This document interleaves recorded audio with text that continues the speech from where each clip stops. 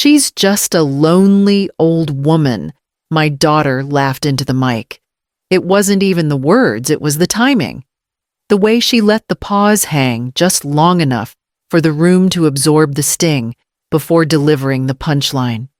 Her voice was bright, polished, rehearsed. The ballroom erupted into laughter. Some clapped. One woman gasped in delight like Haley had said something daringly witty. I didn't move. I didn't smile. I didn't blink. She stood at the center of the ballroom's silk dress, shimmering beneath the chandeliers, holding the microphone like a queen holding court. The mic in one hand, a champagne flute in the other, crown and scepter. Her hair perfect, makeup pristine, her posture pulled from every cotillion class my money once paid for. And then there was me, tucked behind a pillar near the catering door next to a server who kept forgetting my wine glass. My place card didn't say Major General Eveline Doss. It said R. Doss printed small, placed at the edge of the table like a mistake someone didn't care to fix. My daughter's voice rang out again. "Honestly, I'm just impressed she showed up. Thought she'd be too busy guarding some missile silo or whatever she does these days." More laughter. The table beside me chuckled. Someone elbowed their partner. I could hear murmurs now, little pockets of gossip blossoming like mold in a dark corner. I kept my back straight, my chin steady. Years of command had trained my body to hold posture, even when my soul was crumpling. Andrew didn't laugh. He stood behind her, tall, clean cut, unreadable. His expression didn't shift, but his eyes flicked across the room to find mine. We locked eyes for a moment. I saw something there. Not pity, not guilt. Something closer to knowledge. A shared memory buried deep. He had once whispered, "I owe you," with dirt in his mouth and blood in his throat. Now he was holding her hand. The microphone crackled. Haley was still going. "Let's raise a glass to resilience, to family, and to our honored guest who managed to take a break from guarding greatness to grace us with her silence." The silence was mine, but the shame was hers. Only she didn't know that yet. I rose. Not quickly, not dramatically. Just enough to make the napkin fall from my lap onto the tile. I smoothed the front of my dark jacket, adjusted the cuff where the bronze service pin sat neatly against the seam. A server stepped back startled. I walked forward. Chairs creaked. Forks paused midair. Haley tilted her head, still smiling. She didn't see the shift in the room yet. She thought I was leaving. Andrew moved, deliberate. One step forward, then another. His shoes clicked sharp against the marble. He passed family friends, retired colonels, Haley's college roommates in matching navy gowns. When he reached me, he didn't speak right away. Then he saluted. A full, crisp, textbook salute. "This," he said, turning to the room. His voice steady, "is Major General Eveline Doss, my commanding officer." No one laughed, no one breathed, and Haley dropped the microphone. The envelope had arrived 2 months earlier, tucked between a pension notice and a military review request. White, clean, heavier than usual stock. My name typed in full, Major General Eveline Doss, like someone else had addressed it from a list they didn't understand. I'd stared at it for an hour, left it on the corner of the desk like a wound I wasn't ready to examine. There'd been no messages before it. No call, no text, no "Hi, Mom," or "Would you come?" Not even a "We hope you're well," just that envelope. When I finally opened it, the wedding details spilled out like someone else's life. Gold embossed script. A photo of Haley and Andrew looking magazine perfect. RSVP card with menu options. And one handwritten note on a small square of ivory stationery, "Behave." No signature, just the word. Written in my daughter's hand, sharp looping cursive, I recognized from permission slips and thank you cards, Back when she used to write me notes asking for extra dessert. Behave. Like I was a threat. Like the memory of me might explode and ruin her big day. I didn't respond. Didn't mail the RSVP. Didn't call. Not out of pettiness. Out of exhaustion. 6 years. That's how long it had been since she last looked me in the eye. Since my voice was anything more than static in her world. She hadn't visited when I moved bases. Didn't call when I was injured during that convoy hit in Jordan. Didn't ask about my retirement, my home, my health. The last time we spoke, I had asked her a simple question. Why are you embarrassed to be mine? She'd laughed. Cold, sharp. You walk into family dinners like it's a battlefield. So I stopped walking in at all. Until the envelope. Simmons noticed it on my desk during a logistics review. He said nothing, just raised one brow. He'd known me long enough not to ask, but long enough to understand. You going, he finally said. I'm not sure I answered. You saved Foster's life. That was a long time ago. Simmons nodded. Some debts carry interest. That night I ran drills until my muscles refused to hold weight. I filed reports, reorganized a supply schedule no one would notice, stood under the cold shower until the steam gave up. Then I sat at my desk and looked at that damn note again. Behave. I didn't pack for a celebration. I packed for containment. Dress blues, wrinkle-free bag metal case just in case, but I already knew it wouldn't be displayed. I booked the flight under initials. Didn't tell the base I was flying out. Left a note with Simmons in case anything hit while I was gone. I flew coach. Refused the champagne. Chose water. At the airport, I saw an old man glance at the insignia on my sleeve, then quickly look away like he wasn't supposed to see me. I was used to that. Visibility made people nervous when they couldn't pretend they hadn't erased you. My daughter had erased me long before that night. But this time, I would show up anyway. Not for her. Not for Barbara. Not for family.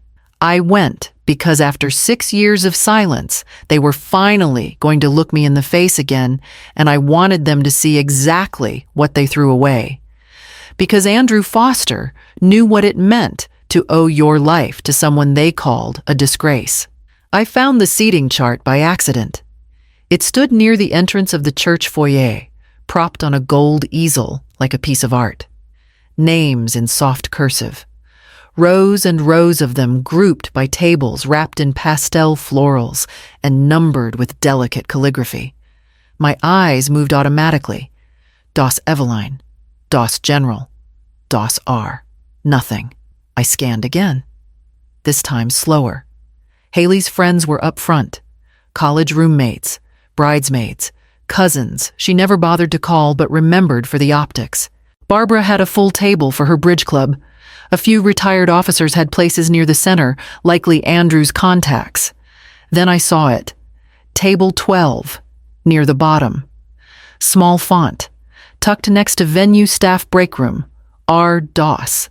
No title, no rank, no major general, just letters the kind you use when you want to acknowledge someone exists, but not enough to be proud of them. Barbara had mentioned it that morning, casual, like weather. You'll be near the emergency exit, she said, as she handed me a plate of fruit I didn't ask for everyone's comfort. She hadn't waited for my reply, just moved on arranging napkins like preparing for a photo shoot. I'd noticed she hadn't asked how the flight was, or if I needed anything, or if I was sleeping at the house or the hotel. I stood in front of the chart longer than I meant to, letting guests shuffle past me. They smiled politely. Adjusted boutonnieres clutched small gift bags. Someone squealed, "We're at table 8 so close," and pointed. Another reached around me to find her name brushing my sleeve like I was furniture. I didn't move. That table number 12 wasn't random. It was deliberate. I'd spent my life commanding formations, coordinating strategy, making sure every soldier had a place. I'd memorized maps of minefields by instinct. I knew placement was never accidental. They didn't forget me. They buried me in plain sight. The church itself was beautiful. I'll give them that. White lilies near the altar. Soft violin playing over speakers. Every pew ribbon matched the program's edge. The whole event had been designed like a catalog. Except for me. I was not part of the design. When I entered the reception hall hours later, it confirmed what I already knew. Table 12 was shoved behind a column, half in view, half in shadow, next to a catering door that swung open every 5 minutes with clatter and steam. I sat down and looked at the place card again. R. Doss. The napkin at my setting was a different shade, slightly off. Everyone else had blush pink. Mine was a pale ivory, like someone ran out halfway through folding. The server poured wine at every glass, skipped mine. I raised an eyebrow.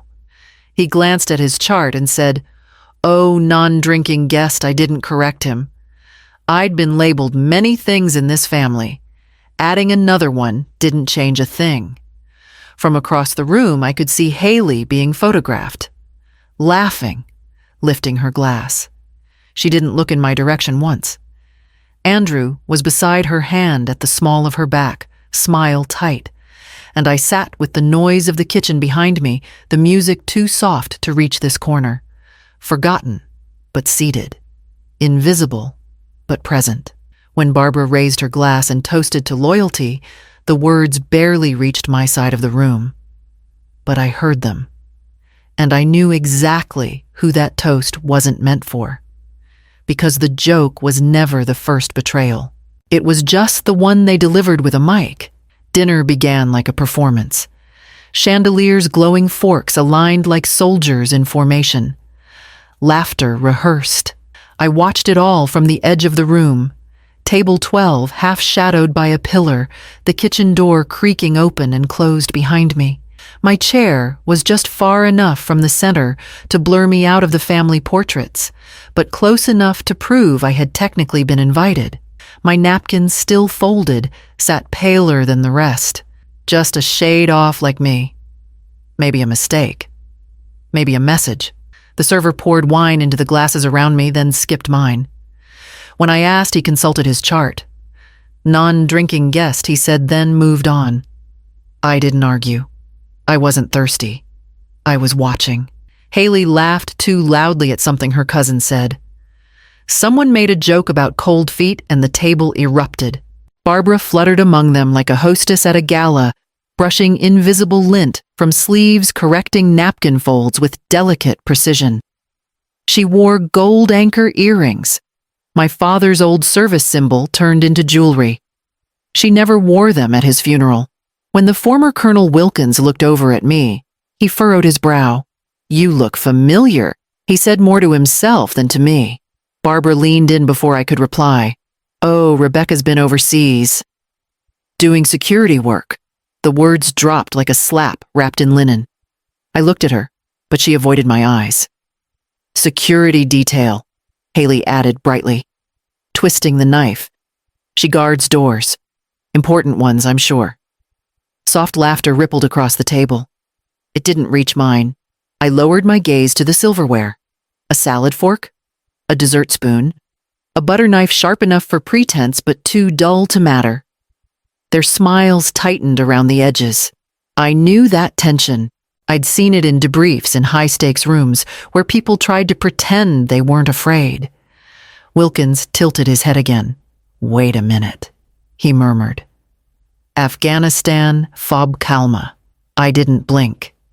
"Yes, sir." His mouth opened like he meant to say something real.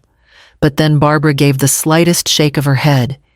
He turned back to his plate, and I returned to mine, untouched, cooling. My hands rested still against the tablecloth, my breathing even, my mind cataloging the way silence settled over me like a strategic placement. No one asked how I was doing. No one offered congratulations or condolences. No one said, "We're glad you're here." The way they positioned me at that table, the way they spoke around me, not to me, it wasn't carelessness. It was choreography.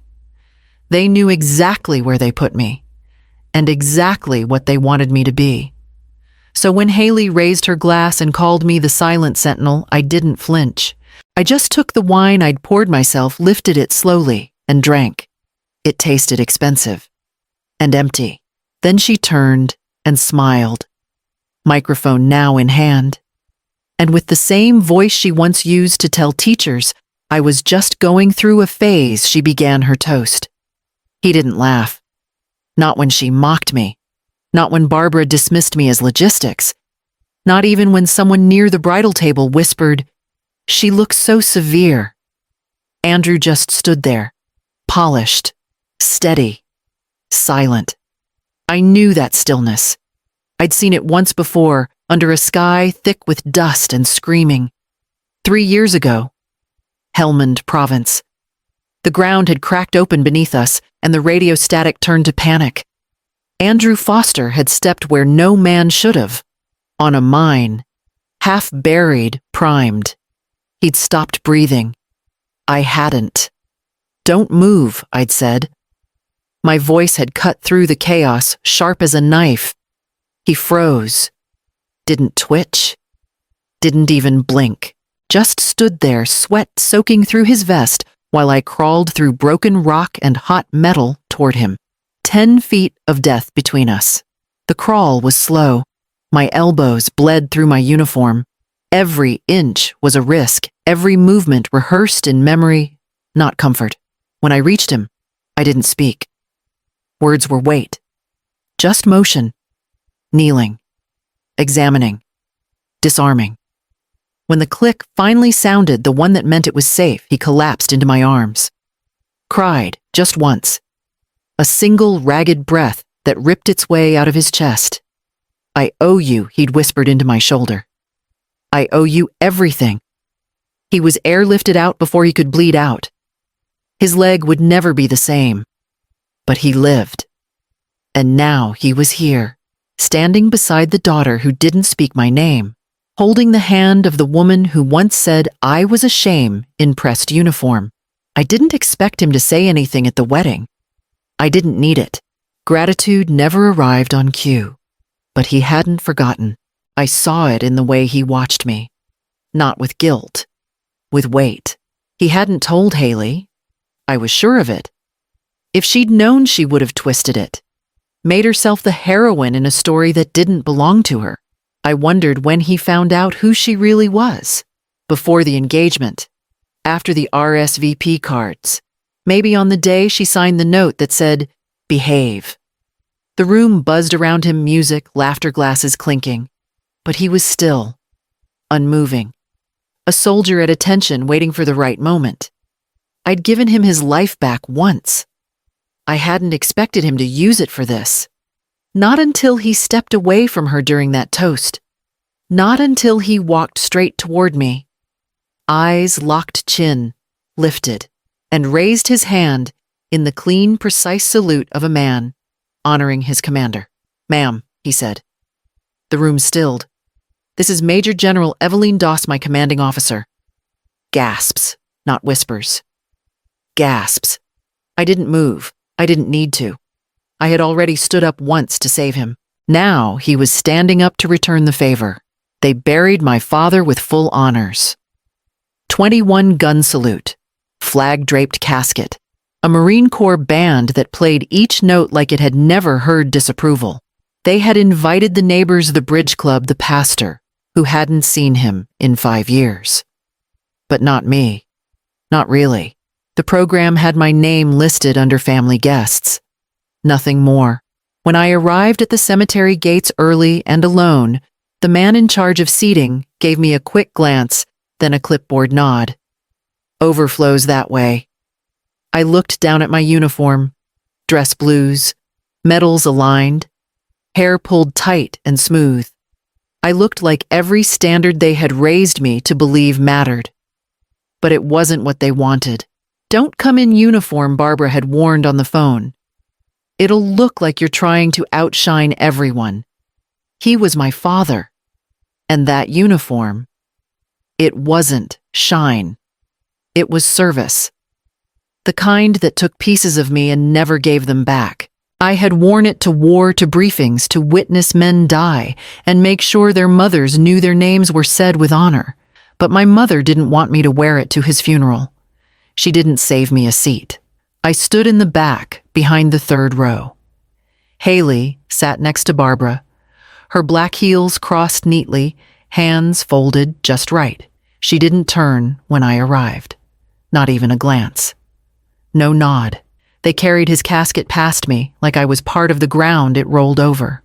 When they called for close family to approach, no one motioned for me. A woman I didn't recognize, someone from the church, maybe stepped in front of me. Tears loud and visible. I didn't cry. I stood at attention. Not because I was heartless, but because I had practiced standing still when the world tried to ignore me. After the ceremony, I approached the grave alone. No one followed. Barbara had drifted away with her friends, voice soft and soothing, thanking them for coming. Haley was laughing at something on her phone. I knelt alone beside the dirt that held my father's silence. I didn't speak, but I touched the flag. I remember thinking, I wish you had fought harder for me. Instead, he let Barbara's silence become gospel. And when I turned to leave, Barbara intercepted me by the path. You shouldn't have come in uniform, she said quietly, placing a single hand on my arm. It makes it look like you're trying to upstage the family. The family. Like I wasn't part of it. I said nothing. Just looked at her hand on my arm until she removed it. And then I walked away. I hadn't looked back since. Until the wedding invitation came. Until that envelope sealed like a warning carried only one word. Behave. They wanted my silence at his funeral. And now, years later, they wanted my silence again. But they had forgotten something. I didn't survive war zones to play dead at their parties. I've trained men to lead platoons into fire. I've seen boys break and rebuild in front of me, reshaped by pressure, into something stronger, sharper, more aware of the weight they carry. And before all of that, I taught Haley how to walk. She gripped my fingers with her whole tiny hand, took those wobbly steps across the living room carpet, and beamed when she made it to the couch without falling. I remember clapping for her. I remember thinking, this is it. This is the thing that matters. I missed her first school play because I was overseeing an extraction exercise in Kandahar. But I flew in for her graduation medals still clinking in my pocket.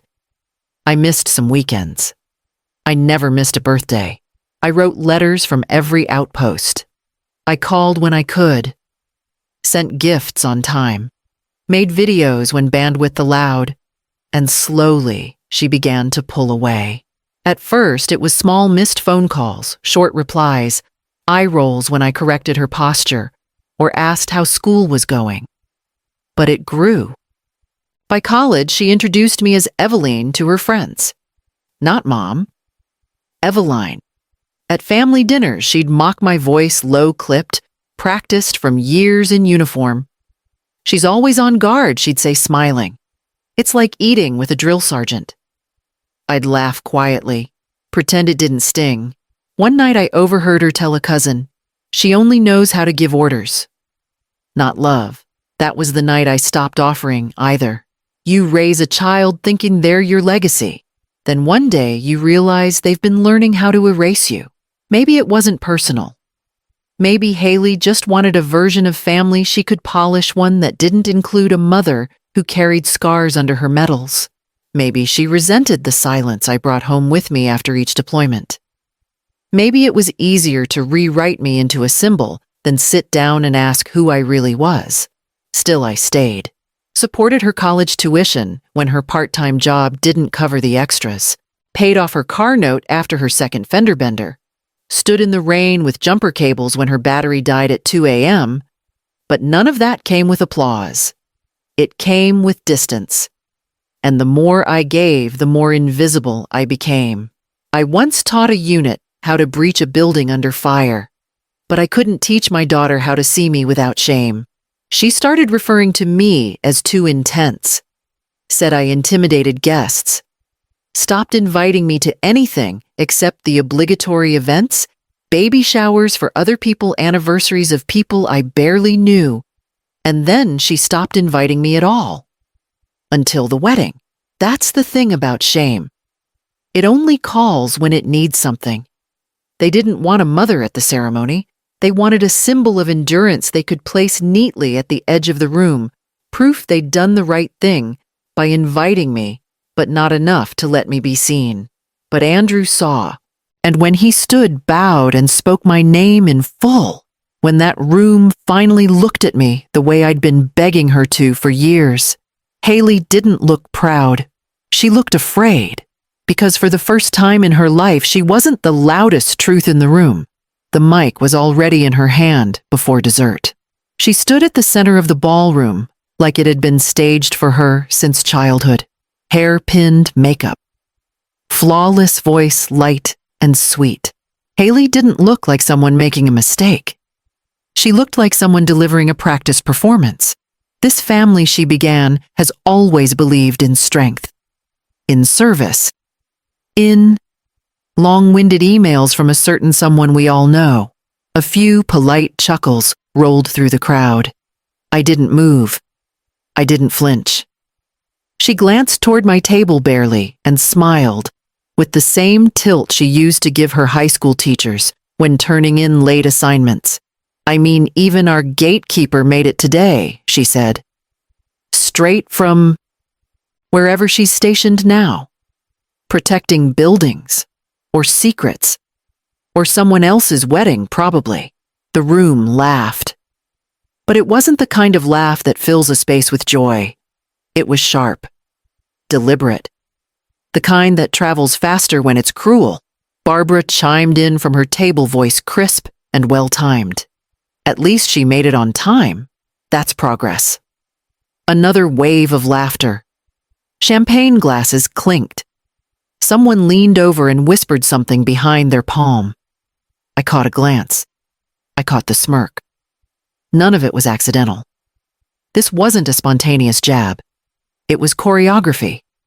The napkin at my seat that was one shade paler than the rest. The wine that skipped me. The place card that read R. Cole, without rank, without title. It had all been prepped, rehearsed, coordinated. They didn't just expect me to be silent. They counted on it. They built an entire event around my absence right in front of me.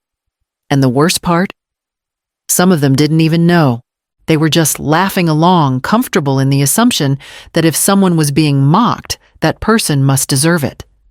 Andrew didn't laugh. He didn't touch his glass. He didn't look at her. He looked at me. Not pity. Not guilt. Just knowing. The way a man looks at a mistake that's finally visible to the crowd. I'd seen that look in combat. I'd seen it when junior officers realized they'd trusted the wrong map or underestimated the storm. But Haley wasn't sorry. She grinned through it all, tipped her flute to the crowd. To loyalty, she said, and to strong women who always know how to stand in the back row. Barbara laughed so hard she had to dab her eyes. They thought that would be the final word, that I'd sip my water, force a smile, and shrink into the linens like I always had. But Andrew was already rising, and once he stood, everything started to shift. He didn't hesitate. Andrew moved like a man stepping into a storm he had already made peace with. The laughter hadn't even died down.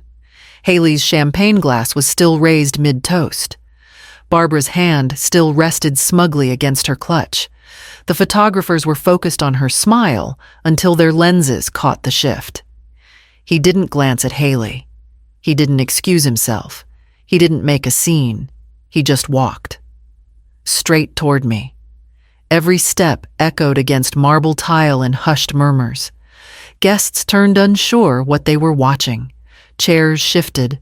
Forks clinked. The air tensed. He stopped exactly one pace from my table. Then he saluted. Sharp, clean, full. The kind of salute that isn't given to a relative, not to a peer, not even to a friend. It was military. It was honor. And it was mine. This he said. voice clear and carrying across the room, is Major General Eveline Doss, my commanding officer, the woman who saved my life in Helmand Province. The ballroom didn't just quiet, it collapsed. No music, no clinking glasses, no coughs or rustles. Just breathless stillness. I didn't move. Haley was frozen behind him, still holding the mic. Her smile stuck in place like a portrait that hadn't been updated fast enough. 1 second stretched into 5, then 10. Then the mic slipped from her fingers and hit the floor with a dull, final thud. Barbara's jaw clenched. She tried to rise, slowly, stiffly, but Andrew turned to face the room before she could speak. "I owe her my life," he said plainly. Then he lowered the salute. Not out of reluctance, but with precision. People were starting to murmur now. A wave of recognition rewinding everything they'd just witnessed. The jokes, the jabs, the silent corner where I'd been seated. Their assumptions were unraveling in real time. A man near the ice sculpture stood. Colonel Reardon, retired but unmistakable. We had served together once decades ago. He saluted. Then another. General Park, West Point faculty. She stood and followed. A third woman, civilian now, but her bearing unmistakable. Former intelligence. They didn't say a word, just stood acknowledged and let the silence say the rest. Barbara's voice tried to break through. "This is not the time," she whispered, but no one looked at her anymore. The moment didn't belong to her. It never had. For years they had spoken around me, about me, over me. Now they had to see me, and not because I fought them, but because someone they respected finally reminded them of who I was. Andrew stepped back. He gave me space. Not apology, not explanation, just space. And for the first time in that room, the floor finally felt level beneath my feet. The mic thudded against the floor like a body dropping. Haley's hand twitched where it had held the stem of the glass, and for a split second, her perfectly rehearsed wedding posture broke. Her shoulders sagged. Her smile collapsed. She wasn't the bride anymore. She was a daughter naked in truth, exposed, in a room she thought belonged to her. Barbara's champagne flute tipped as she rose too fast, her hand slapping the linen-covered table. The liquid pooled, staining the pale fabric, like guilt finally made visible. I didn't move. They had trained me for landmines, for crossfire, for chaos in desert heat. But this stillness, they had never prepared for that. The kind where everyone knows they've misread the map and are too afraid to admit it. I stood because I had been standing my whole life. For myself. For my daughter. For a family that only invited me when they needed a prop. But now the room saw the spine behind the silence. Barbara stammered, her voice brittle. "Rebecca." She said my name like it was a secret, a curse, something that should have been buried beneath floral arrangements and violin solos. She looked to the crowd seeking an ally, a distraction, a rescue. None came, because the spell had broken. And I wasn't the one who shattered it. Andrew had just shown them where to look. Guests shifted uncomfortably in their chairs, clutching napkins, avoiding my eyes. Some whispered. Others pretended to examine the menu again, as if reading appetizers would explain why they had laughed 2 minutes ago. I caught movement in my periphery. Colonel Reardon was still standing, hands behind his back. Expression unreadable. Another man stood slowly. Then a woman near the back. People whose names I didn't know, but who knew mine. Haley stumbled sideways into her chair, her dress wrinkled at the waist. She looked smaller somehow, not childlike, not innocent, just cornered. The orchestral quartet at the edge of the room had stopped playing somewhere between the toast and the revelation. Their instruments now rested at their sides, bowstrings, loose fingers, frozen. Even the chandeliers felt quieter, the crystal refracting judgment. I heard a camera shutter somewhere near the door. I didn't care. Barbara's napkin slipped from her lap to the floor. She didn't pick it up. Her eyes locked onto mine, red-rimmed, desperate. She opened her mouth, but nothing came out. She had commanded so many rooms with charm and performance. But this one belonged to the truth now. And the truth didn't owe her an apology. Andrew had returned to his seat, but he hadn't touched his glass. He stared at the table, fingers curled tightly together like a man who had just walked through fire barefoot and wasn't sure which way the burns went. I inhaled slowly. Not to speak. Just to feel the air wrap around me on my terms. For years, they erased my name from seating charts, photo frames, stories. Now they had to sit in it. All of it. No edits, no escape. No one reached for the mic. No one tried to carry the evening forward. Because when the foundation of a lie crumbles, you don't build on it, you stand back and watch it fall. And I was still standing.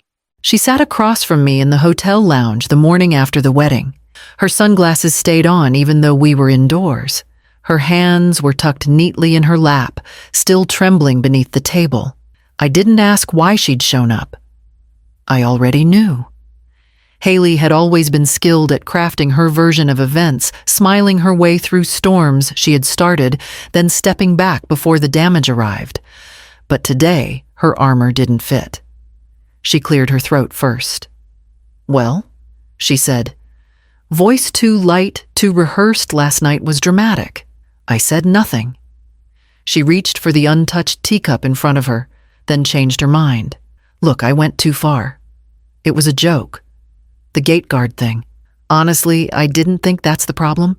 I interrupted my tone even. You never think. You script." Her smile cracked. "Excuse me." I pulled the leather folio from my bag. Inside, 2 pages. Not copies, originals. One was 7 years old, the other printed fresh this morning. I laid the first one in front of her. She stared at it, frowning. "What is this?" "An anonymous tip sent to the Army Inspector General's office," I said. "Claimed I falsified deployment records, that my Bronze Star was political." She scoffed. "So people send those in all the time?" "Sure." I slid the second sheet across. "But people don't usually leave a linguistic trail." Her head tilted. "That's an AI-authenticated language analysis. 96% match to your writing, vocabulary, density, phrase structure." And this I pointed to the highlighted word near the bottom. "Irregardless. You use that in your 10th grade essays. You've always thought it sounded sophisticated." She went pale. The silence between us stretched. "You sent it 2 months before I was up for my first star," I said. The investigation was never formal, but the whisper was enough. My file went dark. No promotion, no explanation. Haley's voice dropped. I was angry. "You always took the spotlight. Dad bragged about you, your deployments, your medals, your speeches. I just wanted to breathe." "So you tried to bury me?" I asked. She didn't deny it. "I didn't think they'd take it seriously," she mumbled.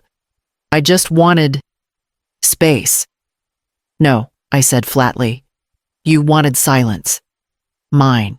She looked up at me for once without defense, but I wasn't interested in her guilt. "I rebuilt my career from the ashes of your lie," I said.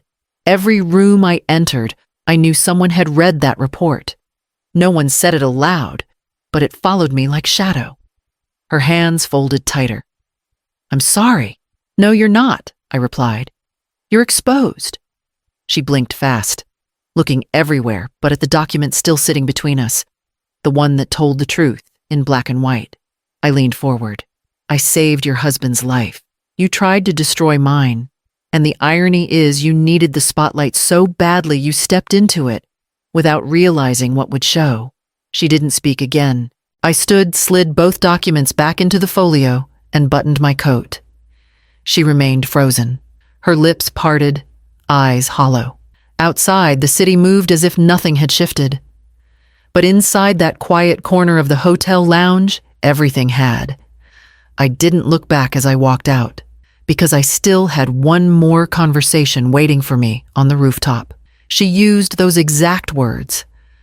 I just wanted to breathe, as if my existence had robbed her of oxygen, as if the life I fought for, bled for, sacrificed for, had stolen something from her.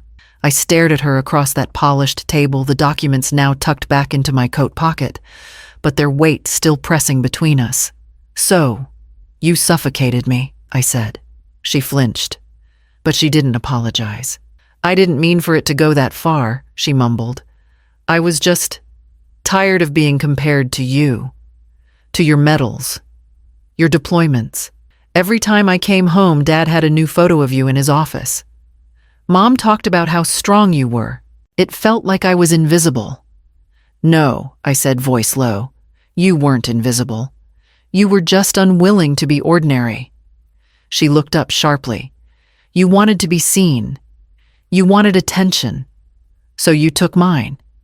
You threw a grenade into my career and called it a cry for space." Tears welled up, but I didn't mistake them for regret. Haley had always been able to cry when it suited her. At weddings, at interviews, at the hint of accountability. "It wasn't personal," she whispered. "You used my full name," I said. "My rank, my deployment history. You cited dates that weren't public record. That's not accidental. That's calculated." Her lips parted. "You don't know what it was like, living in your shadow." I leaned forward, elbows on the table. "No, Haley. You don't know what it was like, living in silence, watching your own family pretend you don't exist, being erased from your father's funeral, from holiday cards, from conversations. You think you suffered because I was visible. I suffered because you made me disappear." She didn't speak, not right away. Finally, she asked, "Do you think I'm a monster?" "No," I replied. "I think you're a coward with charm. And that's more dangerous than a monster." The truth hung there, ugly, unblinking. She pressed her palms to the edge of the table like she might push the weight of it away. But there was nowhere for it to go. When Dad died, I continued, I showed up. I stood at the back in full uniform while you sat next to Mom, pretending not to see me. You didn't want a sister who served. You wanted one who stayed small. She shook her head, but not in denial. More like she was trying to shake off what couldn't be undone. "I never thought you'd find out," she murmured. "But you knew it was wrong," I said. "You don't send something anonymously unless you're too ashamed to attach your name to it." Her hands trembled. I didn't know what else to do. "Not doing it," I said, standing. That was an option. I pulled out a 20 and set it on the table for the untouched coffee between us. She stared at it like it was a verdict. "You can keep pretending this didn't happen," I said. "But the difference is now I don't need you to admit it." I turned, walked toward the exit. At the doorway, I paused. "You know what hurts the most," I said, not looking back.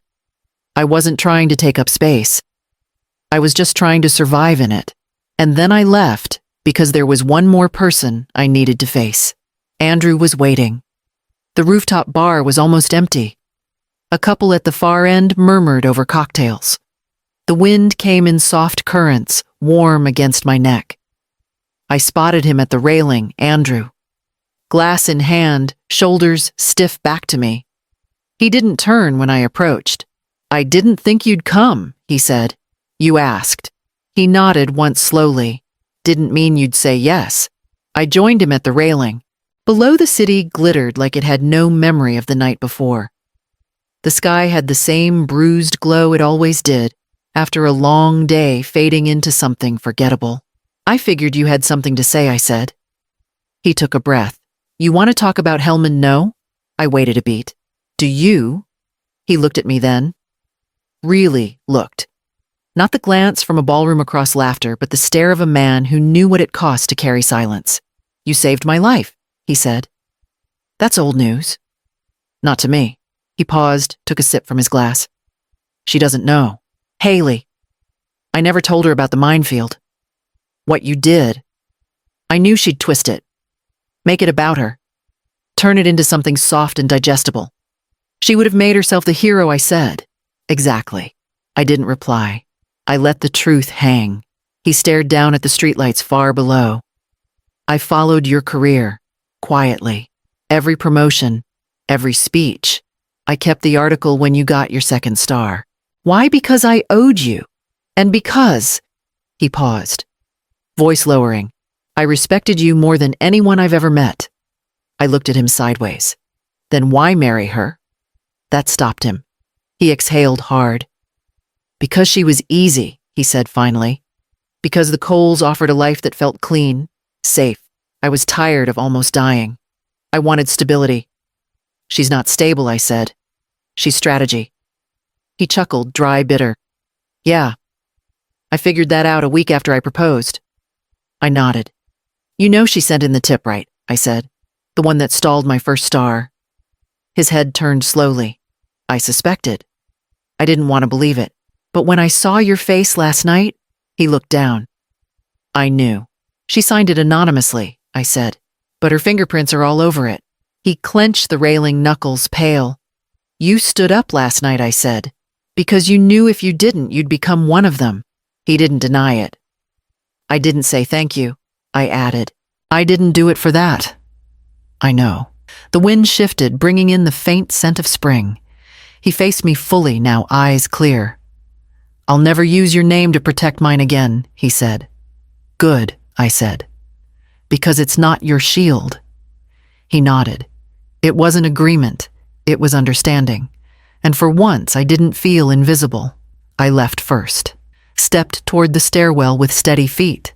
Because tomorrow, I had a flight to catch. And a briefing I never expected to give. The text came the next morning, 5 hours before my flight. Just coffee. No context. No apology. No punctuation, except that one soft hook, like it was harmless. Like it wasn't the same thread she'd always pulled when charm didn't work. Not, I'm sorry. Not, I shouldn't have said that. Just coffee. I didn't respond. I let the screen dim in my hand and set the phone face down on the hotel desk. I'd packed already. My uniform was folded precisely in my duffel, but I wouldn't wear it today. I'd spent enough years wrapped in symbols to know when they protected me and when they painted a target. The room was quiet, except for the faint hum of the minibar fridge and the distant hallway vacuum. The kind of silence that didn't soothe, just reminded. This was the part no one prepared you for the moment after the storm, when people realized you hadn't collapsed, and they started creeping back in, not to rebuild, but to edit the narrative. Barbara had already called once. I didn't pick up. She didn't leave a message. Haley's text came later.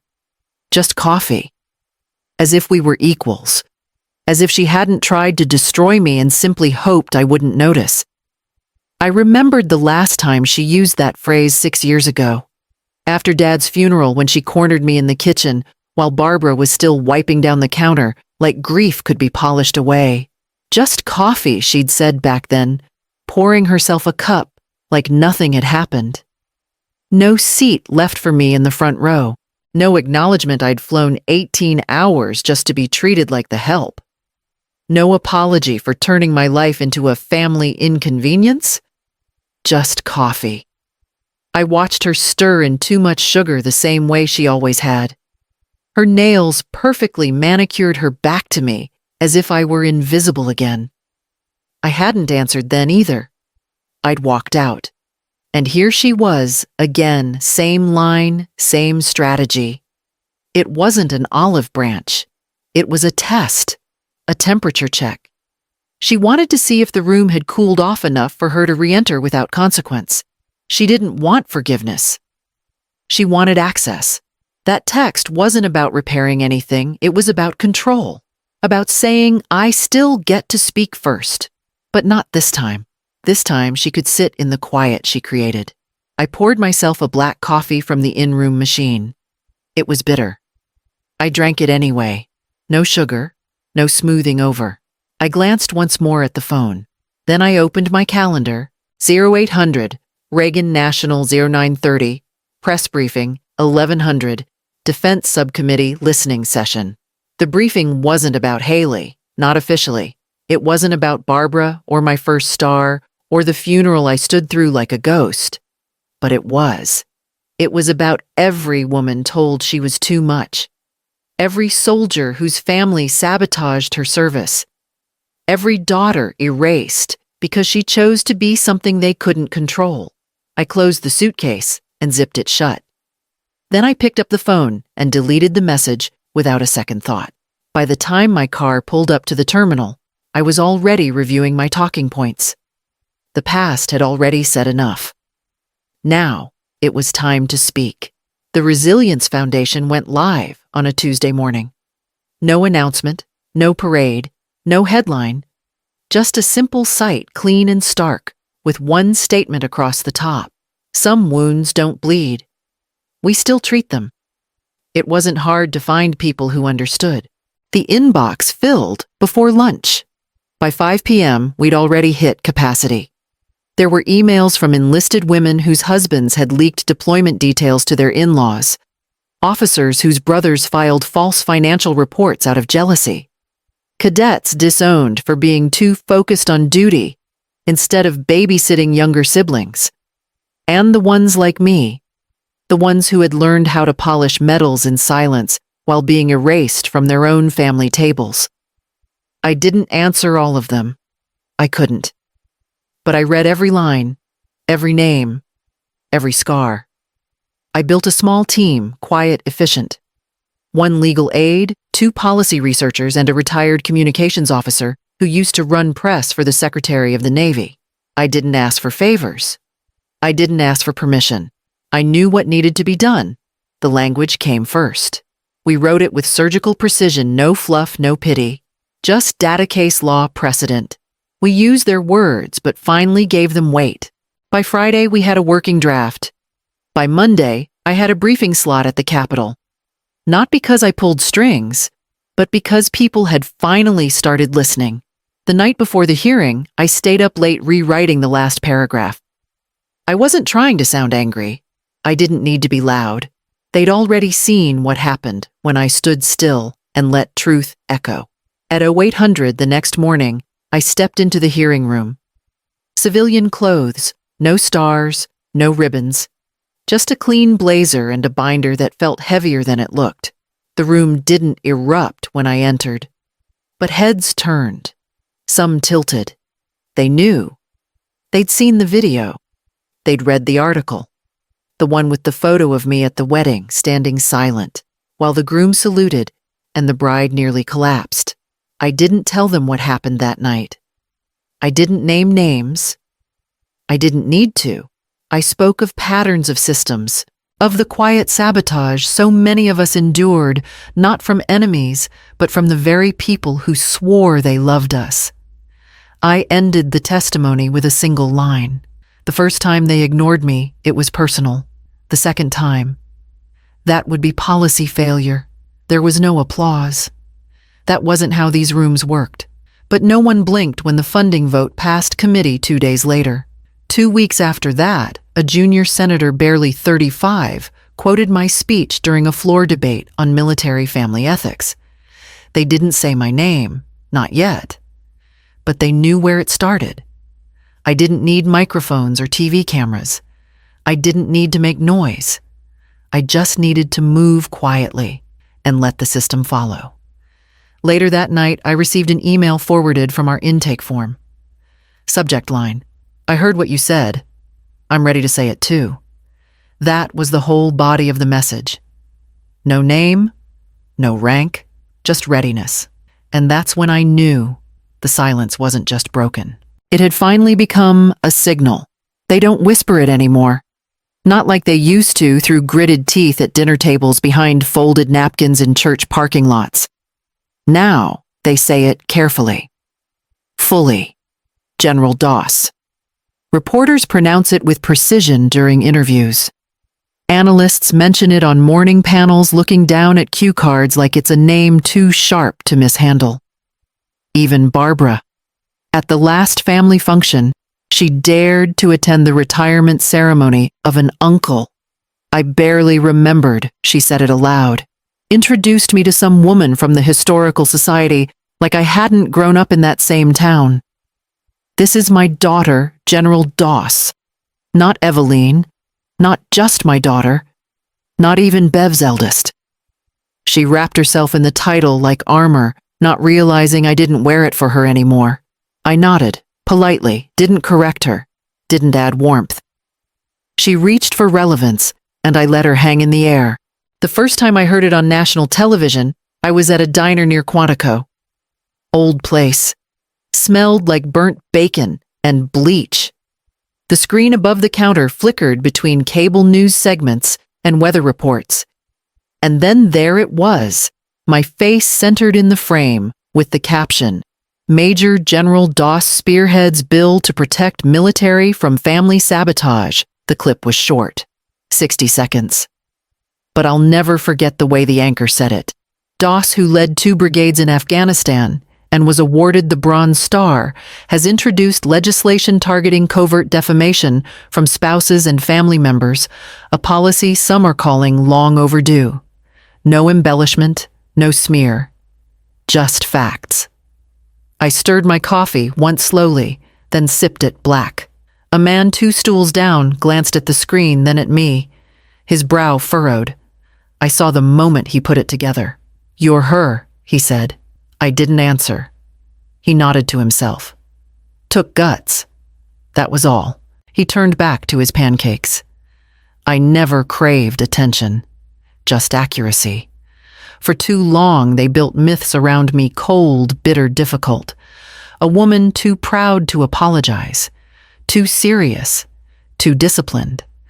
Now they were being forced to adjust the narrative, because the facts had become too heavy to bend, because other women were standing up citing my name in formal complaints, because soldiers were emailing their supervisors with links to our foundation page, because I'd built something too visible to deny. They didn't invite me to weddings anymore, but they quoted me at hearings. They didn't want me in family photos, but they tagged me in policy memos. The same name they once tried to stain now made them uncomfortable. I kept the articles in a folder on my desktop, not for vanity, for memory. The kind that doesn't soften with time, but sharpens. There was one I liked best, a profile piece from a small investigative outlet. The headline read, "The General." They tried to silence. The photo was from the Capitol, hearing me mid-sentence, binder open finger resting on the page. No smile, no anger, just presence. That's all I ever needed. Not their forgiveness, not even their recognition. Just space to stand in the truth without being tripped by their version of me. That night, another message pinged through. This one from the Department of Defense. Subject line Ethics Committee seat confirmed. Press to be notified tomorrow at 0700. I closed the laptop. The silence was no longer a sentence. It had become structure. I didn't go back for coffee. I didn't go back for closure. I went because it was time to correct the record. Barbara answered the door wearing a soft cardigan and no lipstick. Her hair was pulled back thinner now. Her shoes didn't match the blouse. Something in her posture told me she wasn't rehearsing this one. We sat in the front room. No tea, no tray of lemon cookies like when I was 12. Just air between us, thick with things unsaid. "I wasn't sure you'd come," she said. "I almost didn't," I replied. She tried for warmth, but it didn't land. "You've been busy. Truth has a pace," I said. "It doesn't wait for people to get comfortable." She nodded. Slowly. Not in agreement, just in acknowledgement, like a woman realizing the chair under her wasn't as sturdy as she remembered. "I've been watching the news," she said. "You've made an impact." I said nothing. I wanted to say, she started, then faltered. Her hands folded neatly in her lap, like she'd practiced this line in front of a mirror. "I didn't know how to protect you without erasing parts of you." "You didn't protect me," I said, steady. "You preserved your version of me, and it didn't include space." She looked down. I didn't know what to say, she murmured.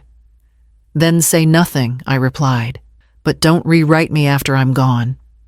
She blinked. What? If I disappear, I said, don't lie. Don't tell people I drifted. Don't call me distant. Tell them you pushed me out. Tell them I chose the door. She inhaled. Shallow, fragile. Tell them I stopped shrinking just to fit the family frame. Barbara's jaw tightened. I didn't think it would matter this much. The seat at the funeral, the wedding table, the silence. That's the difference between you and me, I said. You thought silence erased responsibility. I learned it leaves bruises. She looked like she wanted to apologize but didn't know how to do it without centering herself again. So I kept going. If someone asks where I went, I said, don't say I got busy. Don't say I changed. Tell the truth. Tell them I left because I was tired of asking for space in a house I helped build. Barbara was quiet for a long time. Then she said softly, you were always too much for this family. I met her eyes. No, I was always too true. There's a difference. She didn't argue. Not this time. Across the room, the clock ticked. Dust floated through a shaft of late light near the window. I can't undo what I did, she said. I'm not asking you to, I said. I'm just asking you not to edit it. She nodded, once eyes wet now. The silence between us didn't hurt like before. It just settled. And when I stood to leave, she didn't try to stop me. She only asked, will you come back? I paused at the door, looked back once. That depends on whether you leave my story alone, I said. I stepped out onto the porch, the wood creaking beneath my boots, those familiar, unchanging echoes. And I walked to the car, not glancing back again. Haley sat across from me in the hotel lounge, wrapped in a robe too expensive for its owner. No makeup, no audience. Just the residue of shock clinging to her posture. The same woman who mocked me under a chandelier now couldn't make eye contact under soft lamplight. She didn't speak at first, just stirred her tea with the kind of nervous rhythm that begged for me to fill the silence. But I let it stretch. You didn't have to show up like that, she finally said. Like what I asked. In full uniform. Salute and all. You turned the whole night into something else. I leaned back, calm, unbothered. I turned it into the truth. Haley laughed, quiet, bitter. You think you won something? No, I said. I revealed something. She stopped stirring. Her eyes flashed. It was a joke. No, it was a pattern, I replied. And I brought the proof. I reached into my bag and pulled out a small folder. Thin. Only 2 sheets. But it might as well have been a brick when I dropped it on the table. She didn't touch it. What's that? She asked, her tone tight. Your words, I said. The anonymous tip that stalled my promotion. The one you submitted to the military whistleblower hotline. She stiffened. You can't prove that. I opened the folder. The top page bore her phrasing. The bottom one, the analysis, 96% match with known writing samples. Spelling quirks. Phrasing. Even irregardless, her favorite mistake. You tried to bury me professionally. But unlike you, I keep records. She looked like she might cry, but I didn't soften. Not this time. I was angry, she whispered, and petty, and cruel. You took everything Dad's attention, the speeches, the medals. I was just the one who stayed behind. You weren't left behind, I said coldly. You chose to sit still and call it sacrifice. Haley's lips parted, but no words came. I leaned forward slightly. You didn't want to breathe. You wanted me gone so you could shine without comparison. She closed her eyes. A tear slipped down, but I didn't flinch. I wasn't there for tears. I was there for clarity. I lost a year of my career, I said. Because you needed the spotlight clean. Haley opened her eyes again. Red. Swollen. I never thought they'd believe it. They didn't, I said. But they paused. That's all you needed. The tea between us had gone cold. She didn't sip it. I want to fix this, she whispered. You can't. She looked up. Then what do you want? I paused, held her gaze. I want you to live in the truth you wrote. Not rewrite it, not spin it. Just sit in it. She shrank back like the chair might swallow her whole. No press statement. No apology tour. Just stop pretending you didn't hold the knife. She nodded slowly. A little girl trapped in the wreckage of a grown woman's war. I stood. That's all I said. There's no performance left for you. I left her at the table, hands folded, folder untouched. And I didn't look back. I walked out of the lounge without a backward glance. No hug, no handshake, no ceremonial line drawn in the air. Just the silence she had always begged me to give. So I gave it, and it echoed. It followed me through the lobby, past the concierge's polite smile, down the long corridor where two bellhops whispered something too low to hear. My duffel was already packed. I hadn't planned on staying another night. The suite was untouched, bed still made, towels folded, the way housekeeping left them. I'd only been there to deliver the folder. That was the only reason I came back at all. Outside, the air was warmer than expected. A breeze caught the edge of my coat, lifting it briefly before dropping it again. It reminded me of standing at the edge of a landing zone before the roar, before the rotors turned the world sideways. Stillness, pretending it wasn't about to erupt. But there was no eruption today. Only the hush left behind when someone runs out of stories to tell. I walked past a family getting into a black SUV, the father adjusting a stroller, the mother reapplying lip gloss, while the baby cried faintly. No one noticed me, and I liked it that way. Haley had always wanted me smaller, quieter, easier to explain. I'd tried that once. It hadn't worked. So now I gave her something better. Absence. The kind you can't spin. The kind that doesn't leave footprints. The kind that stings harder than any words ever could. At the airport, I declined assistance. Carried my own bag. Printed my own ticket. When the TSA agent blinked at the name on my ID, I didn't offer a smile. Just clarity. Yes, I said. That's me. He handed it back like it was heavier than plastic. At the gate, I sat near the window with a black coffee. No sugar. No cream. Just heat and quiet. A man 2 rows over was watching something on his phone. A bride walking down the aisle. Probably someone else's daughter. Probably someone who never had to choose between obedience and oxygen. My phone buzzed. One text. Haley, just coffee, just to talk. I stared at it. Not, I'm sorry. Not, I was wrong. Not, I hurt you. Just lowercase need disguised as civility. I let the screen dim, then locked it. And the quiet. It was still here. Not hollow. Not angry. Just mine. That was the real shift, wasn't it? They used to erase me with silence. Now I used silence to remember myself. The gate agent called for boarding. I stood, grabbed my bag, and didn't check the screen again. The phone would come with me, but the past wasn't getting a seat. Not this time. I stepped into the tunnel. Cool air, dim lights, no ceremony, just forward. By the time I reached my row, the text had disappeared beneath a dozen others. Spam, promotions, a weather alert, nothing that asked for my forgiveness.